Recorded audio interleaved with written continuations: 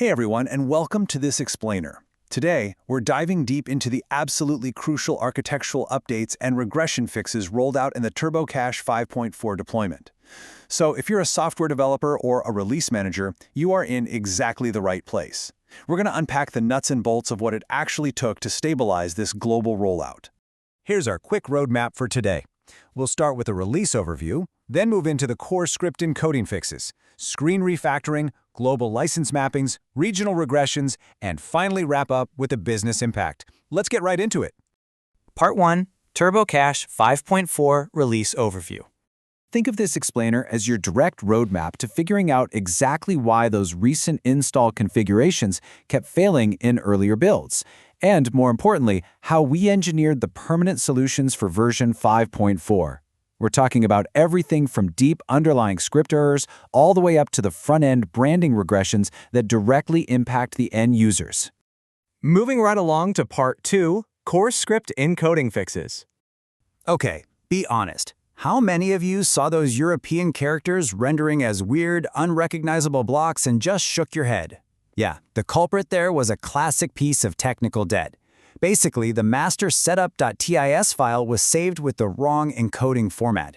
It was likely saved as UTF-8, which, sounds perfectly fine today, but it was fundamentally incompatible with our deployment pipeline. Here's the deal. Older versions of InnoSetup, and standard Windows ANSI text streams for that matter, literally cannot read UTF-8 byte markers. They expect files to be encoded in ANSI, specifically Windows 125. So, because the system couldn't parse those UTF-8 markers, it just threw its hands up and dropped corrupt block characters instead of rendering the proper native accents you'd find in, say, French or Spanish. The fix for this? It's a super straightforward 4-step process, but man, is it absolutely vital. You open the master file in a high-quality editor, verify the encoding down at the bottom right, convert it to ANSI, and save. Simple, right? But only after making this foundational fix could we replace those messy text blocks with clean, correctly accented native language characters. And just to put the sheer scale of this refactoring into perspective for a second, 147. That's the number of InnoSetup language.isl files that had to be manually corrected using this exact encoding fix. Every single corrupted character meticulously fixed and aligned.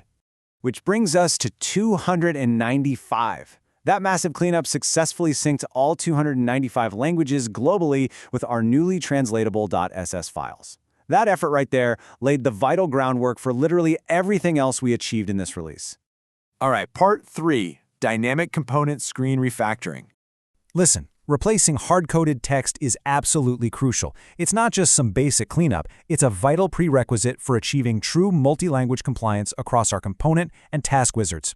For instance, we explicitly added the word components to the Firebird Database label. Why? Because it distinguishes the local infrastructure from just a generic set of books. We also updated some obsolete text that kept referencing FlameRobin 0.90 to correctly display version 0.9.3, which aligns the UI with the actual physical setup files cached in the directory. All of these static strings, even the disk space metrics, were migrated over to dynamic custom message definitions. We didn't just fix things, though. We pushed feature expansion too. We introduced a brand new, fully translatable, alternative font settings wizard task toggle, which gives us incredible flexibility to handle specific localized display types. On top of that, the core script blocks were completely refactored. Now, all Unicode confirmation messages and validation windows dynamically fetch their phrases straight from those freshly corrected, localized translation files. Next up, Part 4, Global Deployment License Mappings. If you're a release manager, our new deployment matrix is basically your new best friend. It clearly demonstrates exactly how regional country codes are routed to their precise translation and license assets. So a country code like US is now explicitly mapped directly to American spelling in the messages file, and it routes specifically to the USA English license.rtf file. No more guesswork. By hard mapping these selections directly to the localized documentation, we are locking in absolute legal and operational compliance during the global rollout. Plus, this update brings some really exciting additions to our supported regions. We now have dedicated mappings for Vietnamese and, crucially, right-to-left Arabic for the UAE. It's a massive win for internationalization. Let's keep rolling with Part 5, Resolving Branding Regional Regressions. Let's talk about document output for a minute. We discovered and fixed a really critical bug regarding regional address formats. During the transition from some of the legacy versions, the system had somehow reverted to a Dutch format, literally dropping the postal code right smack in the middle of the address lines. We corrected this immediately. Now, launching TurboCASH 5.4 properly reinstates the required international or Anglo standard, where the postal code logically sits right at the end. Oh, and we also neutralized an incredibly frustrating issue, the first-run branding overwrite bug. You'd go through installation, the custom TurboCASH branding would look perfectly fine, but then, upon the very first launch, a protected initialization routine was completely overriding it.